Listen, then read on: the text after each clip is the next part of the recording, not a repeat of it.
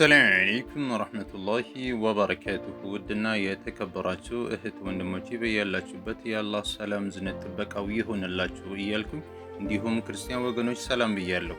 እነሆ የአንድ ፊደል ልዩነት ዓለምን ለሁለት ሊከፍል ይችላል ብላችሁ ታስባላችሁ?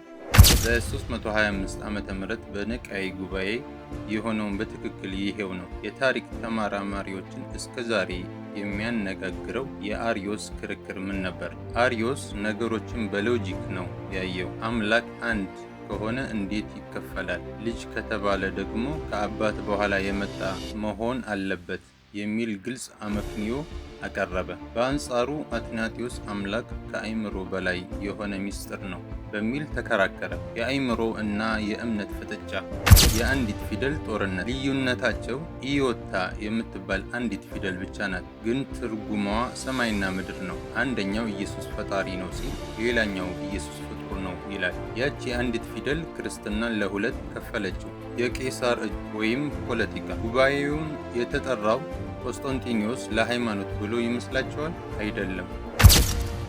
ንጉሱ የፈለገው የፖለቲካ አንድነት ነው። ፖለቲካ በሃይማኖት ውሳኔ ላይ ጣልቃ ሲገባ ለመጀመሪያ ጊዜ በግልጽ የታየው እዚህ ጋር ነው።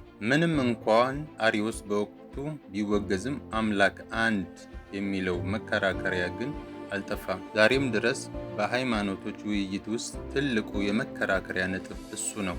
እናንተስ ምን ይመስላችኋል? አምላክን በአመክንዮ ወይም ሎጂክ መረዳት ይሻላል ወይስ ሚስጥር ነው ተብሎ መታለፍ አለበት? ሀሳባችሁን በኮሜንት ላይ አስፍሩ። ለበለጠ መረጃ ላይክ እና ሼር ፎሎ ማድረጉን እንዳትረሱ።